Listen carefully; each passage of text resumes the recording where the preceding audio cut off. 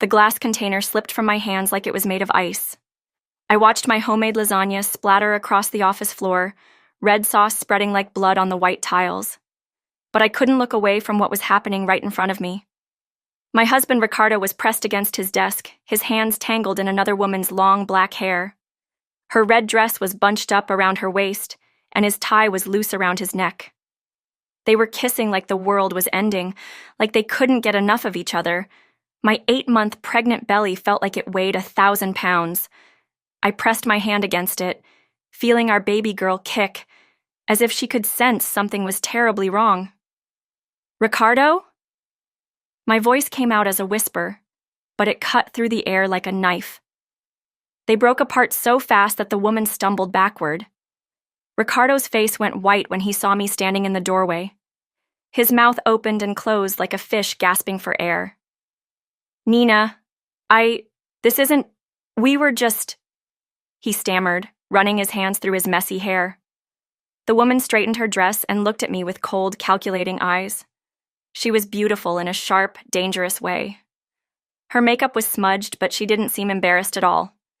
Instead, she looked annoyed that I had interrupted them. "You must be the wife," she said, her voice dripping with fake sweetness. "I'm Veronica. I've heard so much about you." My legs felt weak. I gripped the doorframe to keep myself standing. "What is this? Ricardo, what is happening here?" Ricardo couldn't meet my eyes. He stared at the floor like a guilty child. "Nina, please, let me explain." "Explain what?" My voice was getting louder now, anger mixing with the shock. "Explain why you're kissing another woman in your office? Explain why you've been lying to me?" Veronica stepped forward, her high heels clicking on the floor. "Listen, honey, these things happen. Ricardo and I have a connection that you obviously can't provide anymore." She looked pointedly at my pregnant belly with disgust. The cruelty in her voice hit me like a slap. "How dare you? This is my husband. We're having a baby." "A baby that's ruining everything," Veronica snapped back. "Look at yourself. You're huge and needy and clingy. What man wants to come home to that?" Tears burned my eyes, but I refused to cry in front of this woman. "Ricardo, say something. Tell her she's wrong."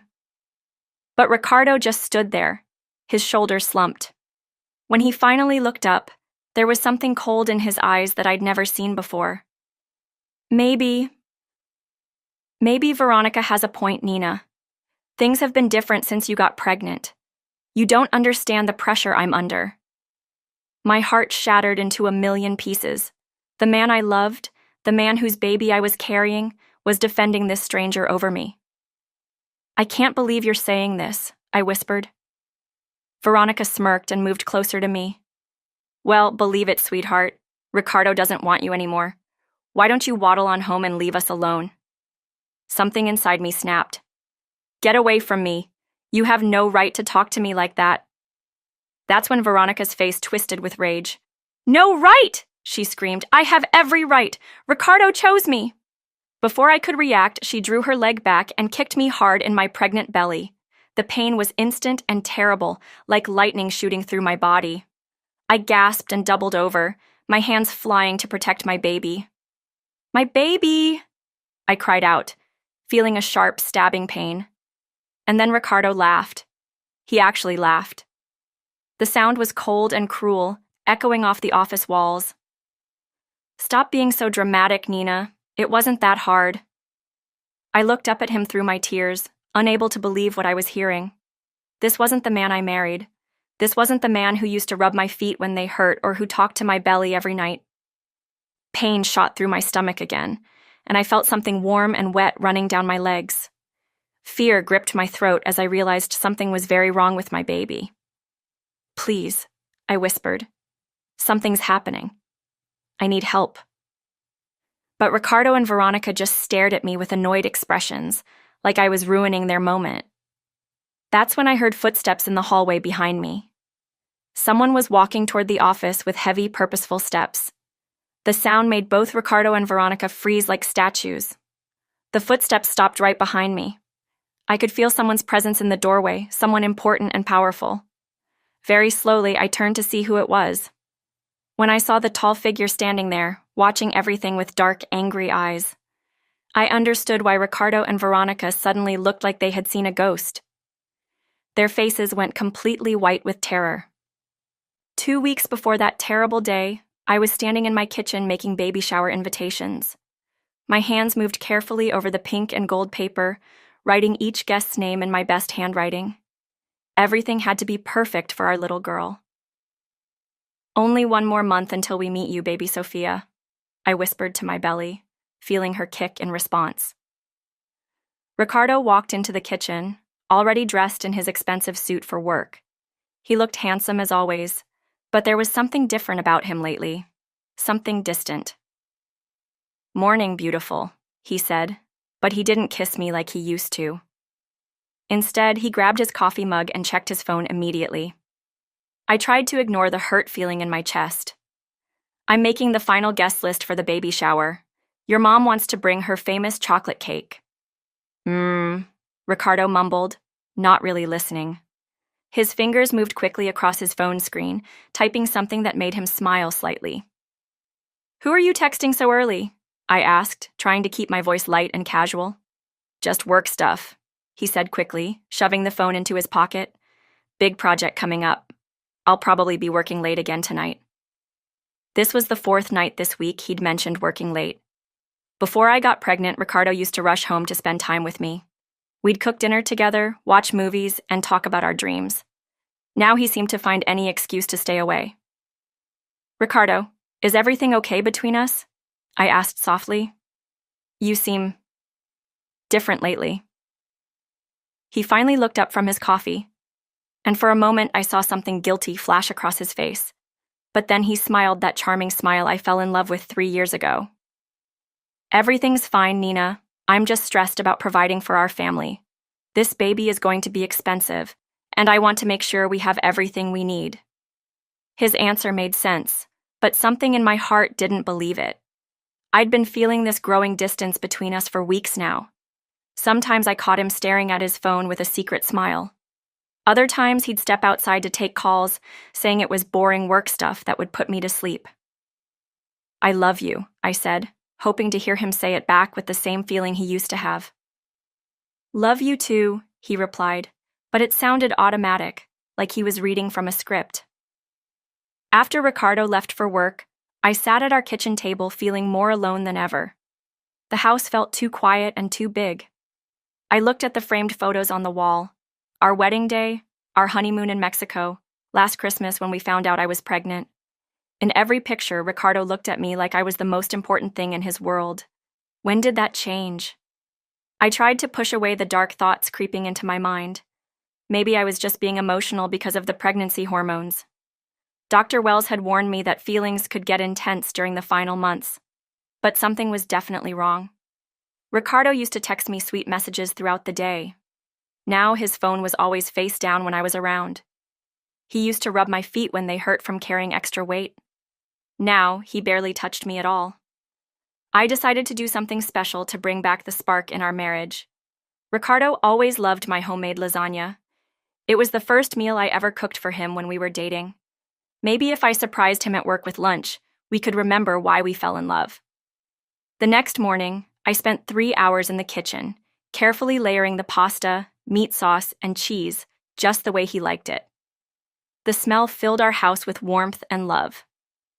I imagined Ricardo's face lighting up when I walked into his office with his favorite meal. I put on my best maternity dress, the blue one that made my eyes look bright, and carefully packed the lasagna in our special glass container. My reflection in the hallway mirror showed a glowing, pregnant woman, full of hope and love. "Daddy's going to be so surprised," I told baby Sophia as I grabbed my keys. "This will fix everything between us." The drive to Sterling Associates took 20 minutes through busy traffic. I hummed along to the radio, feeling more optimistic than I had in weeks. Other drivers smiled and waved when they saw my pregnant belly behind the steering wheel. I parked in the visitors section and carefully carried the warm lasagna container through the lobby. The security guard, Tony, recognized me and smiled big. "Mrs. Torres, here to surprise the husband again?" "You know it," I laughed. "He's been working so hard lately." Tony's expression changed slightly, like he wanted to say something but held back. He's been putting in long hours, that's for sure. I took the elevator to the 4th floor, my heart beating fast with excitement. The hallway was quiet since it was lunchtime. Most people were probably out eating or in the break room. Ricardo's office door was slightly open. I could hear voices inside, his voice and a woman's voice I didn't recognize. They were talking quietly, almost whispering. I smiled, thinking maybe he was on a work call and I could wait outside until he finished. But as I got closer to the door, I heard something that made my blood freeze. "I can't wait until this baby is born and things can go back to normal," Ricardo was saying. "Nina's been so emotional and needy. It's exhausting." "Poor baby," the woman's voice replied mockingly. "Don't worry, I'll take care of you." My hand was reaching for the door handle when I heard the sound of movement, shuffling, and then quiet moaning. I pushed the door open just a crack and peered inside. That's when my perfect world fell apart. Veronica Kane had planned everything perfectly. 6 months ago, when she first walked into Sterling Associates wearing her tightest black dress, she had already decided which man she wanted to steal. She researched every male employee before accepting the executive assistant position. Most were single or divorced, but those men were too easy. Veronica liked a challenge. She wanted someone who would give her the thrill of the hunt. Ricardo Torres was perfect, handsome, successful, and completely devoted to his pregnant wife. The harder the target, the sweeter the victory would taste. Men are so predictable, Veronica told herself as she studied Ricardo's social media pages. She memorized every detail about Nina, her favorite flowers, her hobbies, even her pregnancy timeline. Knowledge was power, and Veronica planned to use every piece of information as a weapon. The first week, Veronica played the role of the perfect employee. She brought Ricardo coffee exactly how he liked it, stayed late to help with projects, and listened sympathetically when he mentioned feeling overwhelmed about becoming a father. "It's normal to feel scared," she said one evening as they worked alone in his office. "Having a baby changes everything. Your whole life stops being about what you want." Ricardo looked up from his computer, surprised that someone finally understood his fears. "Nina keeps talking about how wonderful everything will be, but honestly, I'm terrified. What if I'm not ready to be a father?" Veronica moved her chair closer to his desk. "Of course you're not ready. No man is.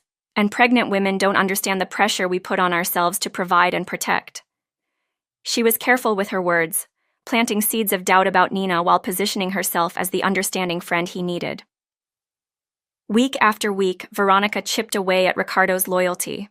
She dressed slightly more revealing each day, testing how far she could push without being obvious. She complimented his intelligence, his ambition, his looks, all the things a tired pregnant woman might forget to do. "Your wife is lucky to have someone so dedicated," Veronica would say, knowing that Nina probably hadn't told Ricardo that lately. Ricardo began staying later at work, accepting Veronica's offers to help with projects that could have been finished earlier. He started complaining more about Nina's mood swings, her tiredness, her focus on baby preparations instead of him. "I feel invisible in my own home," Ricardo confessed one night after Nina had fallen asleep early again. "Everything revolves around the baby now. I don't know where I fit anymore." Veronica saw her opening. "You deserve to feel special too, Ricardo. Just because you're becoming a father doesn't mean you stop being a man with needs."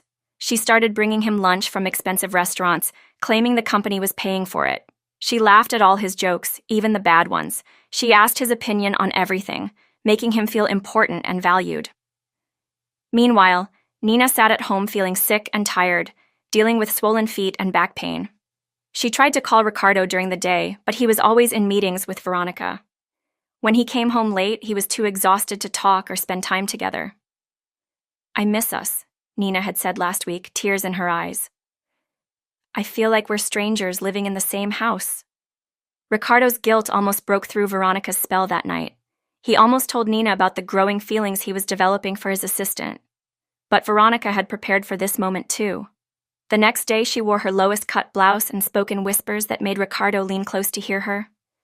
"Nina doesn't appreciate what she has," Veronica murmured. "If you were my husband, I'd never make you feel unwanted." 3 weeks ago, Veronica made her final move. She asked Ricardo to help her move a heavy box in the storage room. When he bent down to lift it, she pressed herself against his back, her hands covering his on the box. "Veronica," Ricardo breathed, his heart racing. "I can't help how I feel about you," she whispered into his ear. "I know you feel it too." When Ricardo turned around, she was inches from his face. The storage room was dark and private. His wedding ring felt heavy on his finger as he looked into her hungry eyes. "This is wrong," he said weakly. "This is right," she corrected him. "This is what you deserve." And then she kissed him.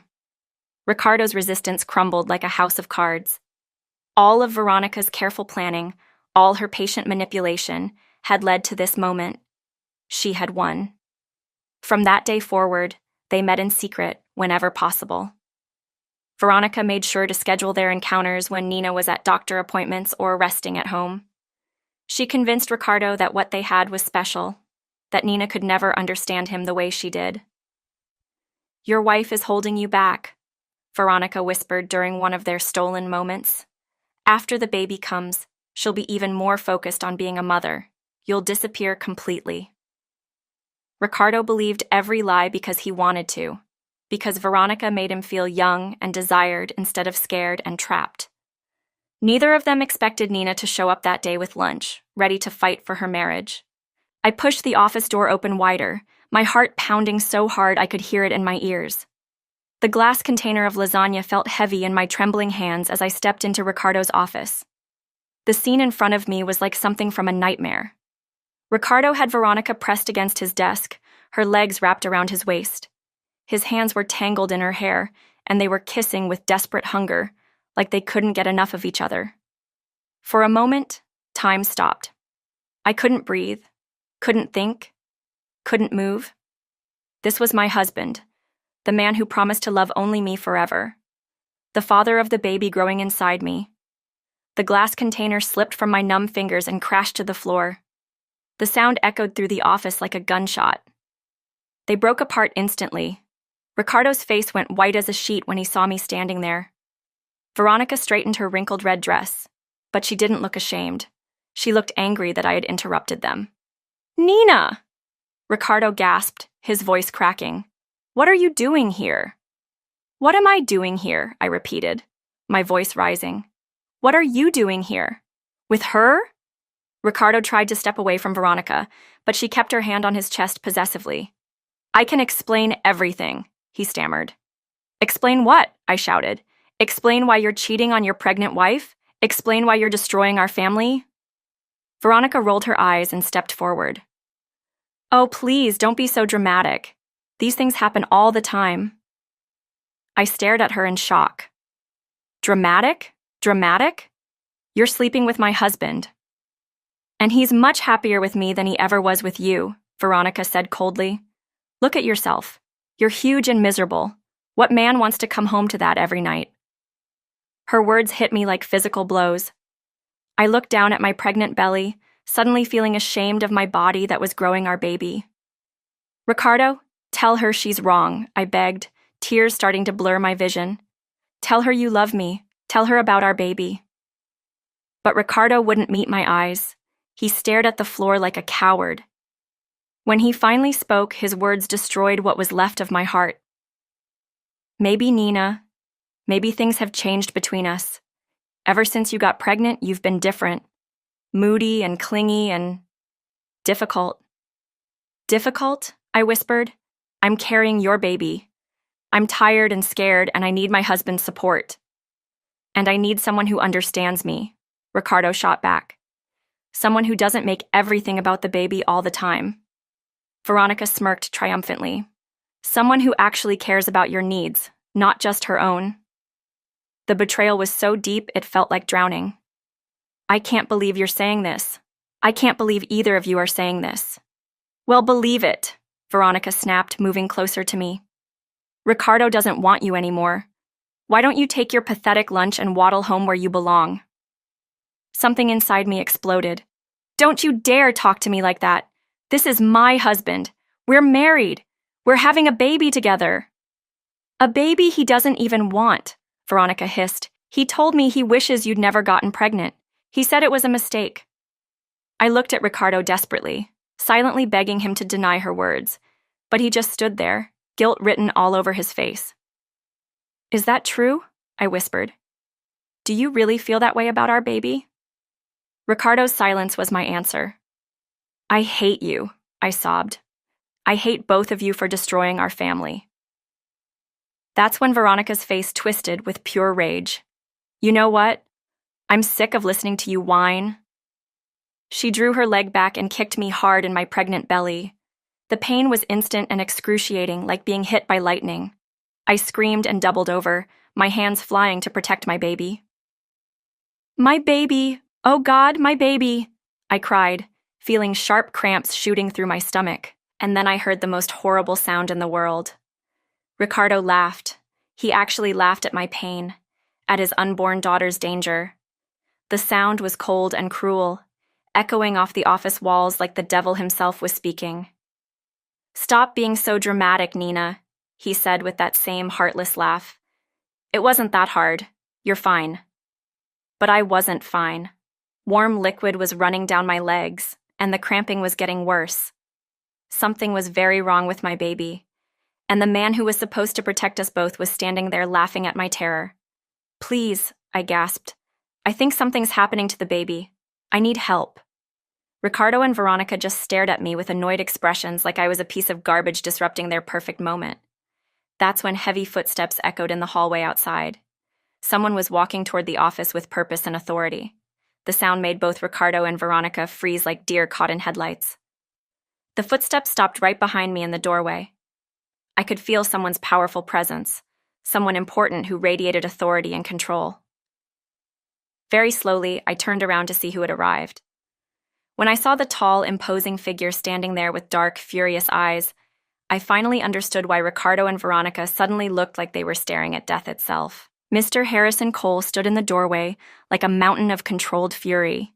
His silver hair was perfectly styled despite just returning from a business trip, and his expensive suit couldn't hide the powerful build of a man who had served 20 years in the military before building his business empire. But it was his eyes that made Ricardo and Veronica freeze in absolute terror. Those dark eyes had seen battlefields and boardrooms, had stared down enemies and competitors without flinching. Right now, they were filled with a cold rage that could have melted steel. What, he said in a voice so quiet it was more terrifying than shouting, is happening in my office building? I was still doubled over, clutching my belly as waves of pain shot through my body. Blood was seeping through my dress, and I could feel my baby moving frantically inside me, as if she knew we were both in danger. Ricardo's mouth opened and closed like a fish gasping for air. Mr. Cole! Sir, I didn't know you were back from Chicago. I thought your trip was until tomorrow. Obviously, Harrison said, his eyes taking in every detail of the scene. The spilled lasagna on the floor, Veronica's disheveled appearance, Ricardo's loose tie and guilty expression, and me, bleeding and in pain, holding my pregnant belly. Harrison's jaw clenched as he stepped into the office. At 6 feet 4 inches tall, he towered over everyone in the room. Mrs. Torres, are you all right? The kindness in his voice toward me made fresh tears spill down my cheeks. Here was a stranger showing more concern for my welfare than my own husband. I think something's wrong with my baby, I whispered. She kicked me, and now I'm bleeding. Harrison's face went from angry to absolutely murderous. 20 years ago, his wife died giving birth to their son because complications weren't treated fast enough. Since then, he had donated millions to maternal health causes and had zero tolerance for anyone who endangered pregnant women. She what? Harrison's voice boomed through the office. Veronica finally found her voice, but it came out shaky and desperate. Mr. Cole, you don't understand. She attacked me first. I was just defending myself. Harrison turned to look at Veronica with such intensity that she actually took a step backward. You're telling me that a woman who is 8 months pregnant attacked you? Yes. She came in here screaming and threatening me because she's jealous that Ricardo and I work together. That's a lie, I gasped through the pain. I brought him lunch to surprise him and found them. Found them doing what, Mrs. Torres? Harrison asked gently, but his eyes never left Veronica's face. Kissing, I sobbed. They were kissing, and when I said something, she kicked my belly, and Ricardo laughed. The temperature in the room seemed to drop 10 degrees. Harrison pulled out his phone with movements so controlled they were frightening. Security, this is Harrison Cole. I need you in my building immediately. I also need 911 dispatched for a pregnant woman who has been assaulted. Mr. Cole, please. Ricardo stepped forward desperately. Let me explain. This is all a misunderstanding. The only misunderstanding, Harrison said without looking at him, is how you thought you could conduct yourself this way in my company. He knelt down beside me with surprising gentleness for such a large man. Mrs. Torres, I need you to stay calm. Help is coming. Can you tell me where the pain is worst? His military training showed as he quickly assessed my condition. He grabbed tissues from Ricardo's desk and pressed them against the bleeding, applying just enough pressure to help without hurting me further. My lower back and stomach, I whispered. It feels like the baby is trying to come out. We're not going to let that happen, Harrison said firmly. You're going to be fine, and so is your daughter. Veronica tried to edge toward the door, but Harrison's voice stopped her cold. Miss Kane, you will remain exactly where you are. I don't have to listen to you, she protested. Actually, you do. Harrison's smile was colder than winter ice. Because in the last 10 minutes, I've discovered some very interesting information about company credit card misuse, unauthorized expense reports, and equipment that's gone missing from this office. Ricardo's face went gray. What are you talking about? I'm talking about the expensive jewelry charged to company accounts, the hotel rooms booked on company credit, the laptop and tablet that were reported stolen but somehow ended up at Miss Kane's apartment. Harrison had been investigating for weeks. The financial irregularities had triggered automatic alerts in the company's security system. He'd planned to handle it quietly when he returned from his business trip, but finding Ricardo and Veronica together while assaulting a pregnant woman changed everything. You've been stealing from me to fund your affair, Harrison continued, and now you've graduated to assault. Sirens wailed in the distance, getting closer. Veronica's confident mask finally cracked, revealing the panic underneath.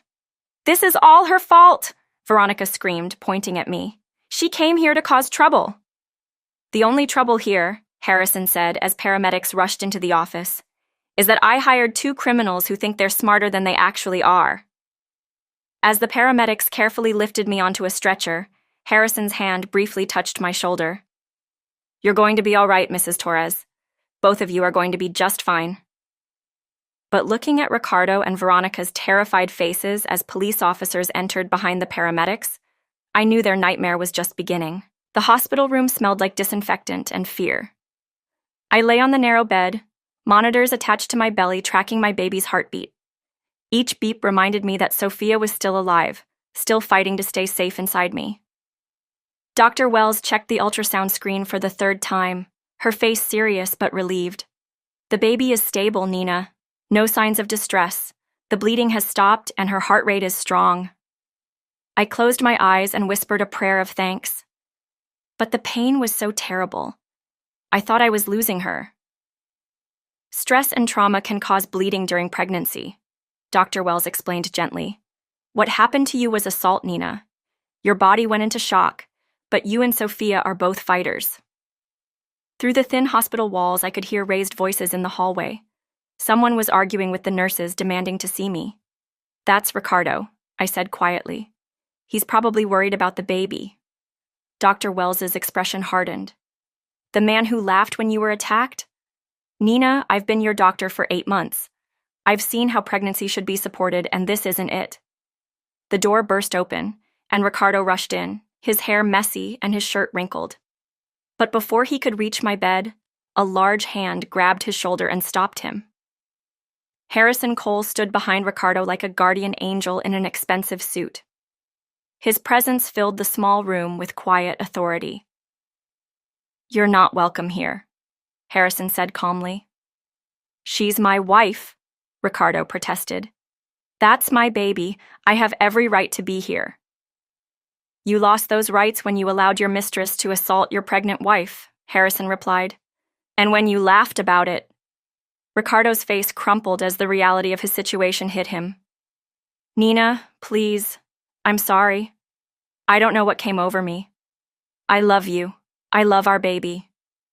But his words felt empty now, like lies wrapped in pretty paper.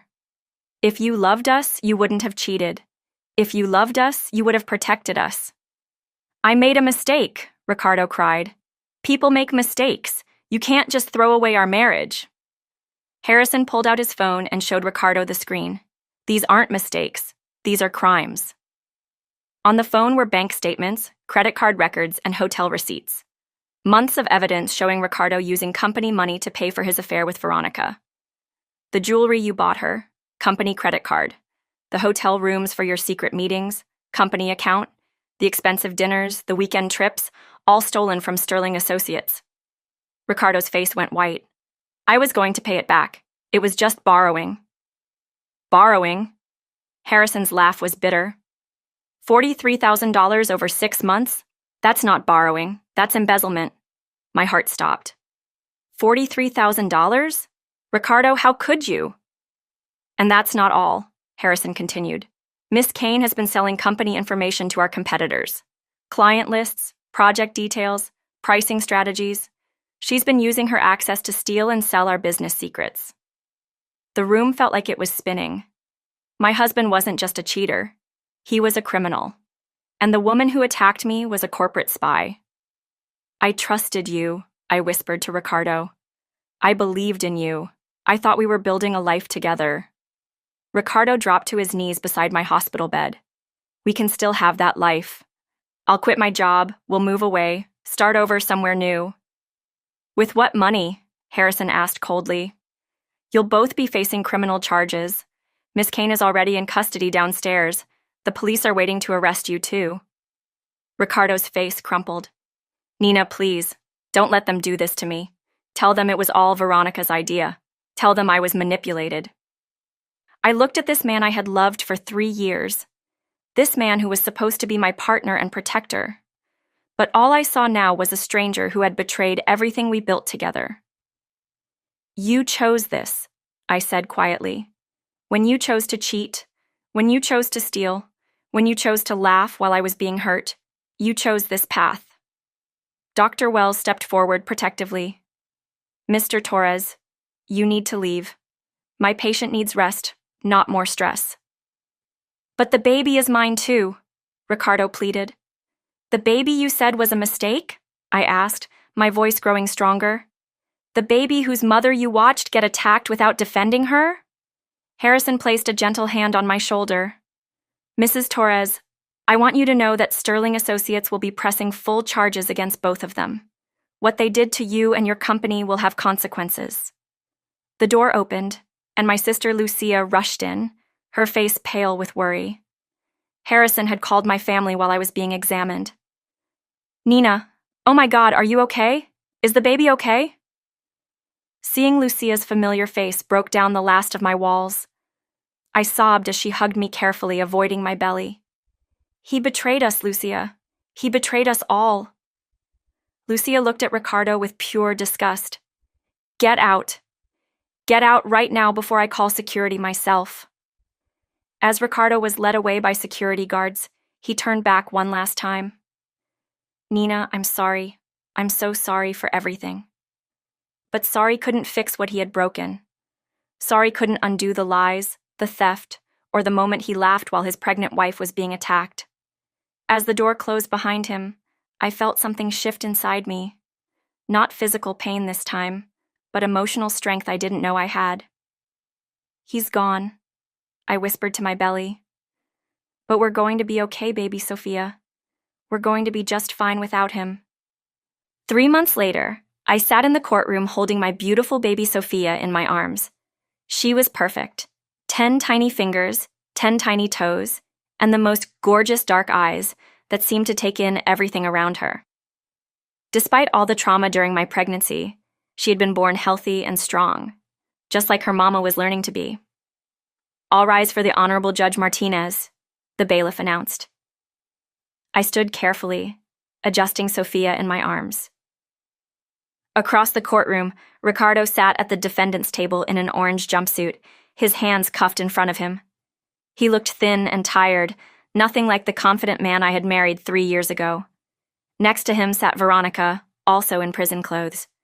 Her beautiful hair was pulled back in a simple ponytail, and without makeup, she looked much younger and more ordinary. The glamorous mask she had worn to seduce my husband was completely gone. "Mr. Torres," Judge Martinez said, looking over his glasses, "you have pleaded guilty to embezzlement, fraud, and accessory to assault. Do you have anything to say before sentencing?" Ricardo stood slowly. For a moment, his eyes found mine across the courtroom. I saw regret there, real regret, but it was too late for sorry. "Your Honor," Ricardo began, his voice barely above a whisper, "I destroyed the most important things in my life for something that was never real. I stole money, I betrayed my wife, and I failed to protect my family when they needed me most." He looked at Sophia, sleeping peacefully in my arms. "I will spend every day for the rest of my life regretting what I did to them. I accept full responsibility for my actions." Judge Martinez nodded grimly. "Mr. Torres, you are sentenced to 4 years in state prison for embezzlement and fraud. You will also pay full restitution to Sterling Associates." Ricardo's shoulders shook, but he didn't cry. He had used up all his tears during the 3 months since his arrest. "Miss Kane," the judge continued, "you have been found guilty of assault on a pregnant woman, corporate espionage, and theft. Your actions show a complete disregard for human decency and the law." Veronica tried to look defiant, but I could see fear in her eyes. "Your Honor, I was emotionally manipulated. I never meant for things to go so far." "You kicked a pregnant woman in the stomach and sold company secrets for personal profit," Judge Martinez said sternly.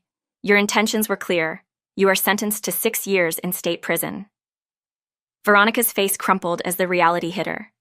6 years of her life gone because she wanted to steal someone else's husband. As they led both Ricardo and Veronica away in handcuffs, I felt something I hadn't expected. Not satisfaction or happiness, but peace.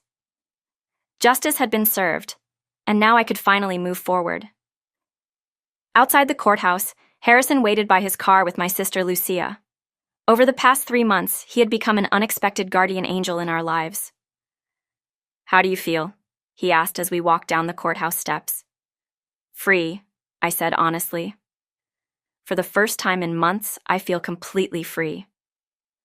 Harrison smiled, the same gentle smile he'd been giving Sophia since the day she was born. "Sterling Associates would like to offer you a position in our graphic design department, full benefits, flexible hours, and a nursery on site for working mothers." I looked down at Sophia, who was starting to wake up and make little cooing sounds. "Mr. Cole, you've already done so much for us. Please, call me Harrison. And I'm not doing this out of charity. You're talented, you're strong, and after what you've been through, you understand the value of loyalty and honesty." Lucia squeezed my arm. "Nina, this is perfect. You and Sophia can have a fresh start." 2 weeks later, I stood in my new apartment, hanging pictures on the walls. It was smaller than the house I had shared with Ricardo, but it felt like home in a way that place never had. Every corner held hope instead of lies. Sophia lay on her playmat, reaching for colorful toys and babbling happily. She would never remember the drama of her first months, but she would grow up knowing her mother was strong enough to protect them both. My phone buzzed with a text from Harrison. "First day tomorrow. Sophia's nursery is ready, and the design team is excited to meet you." I picked up my daughter and walked to the window overlooking the city. The sun was setting, painting the sky in shades of pink and gold. "Sophia," I whispered into her soft hair, "I want you to remember something as you grow up. Never let anyone treat you the way your father treated me. Never accept less than complete love and respect. You are worth more than diamonds, and any man who can't see that doesn't deserve you." Sophia looked up at me with those wise, dark eyes and smiled as if she understood every word. I had lost a cheating husband and gained an entire future. I had learned that sometimes the worst thing that happens to you can actually be the best thing, because it forces you to become the person you were always meant to be. Strong, independent, unbreakable. Looking out at the city lights beginning to twinkle in the darkness, I knew that Sophia and I were going to be just fine. Better than fine. We were going to be amazing. The story that began with betrayal and pain had become a story of justice, strength, and new beginnings. And this was only the start of our beautiful life together.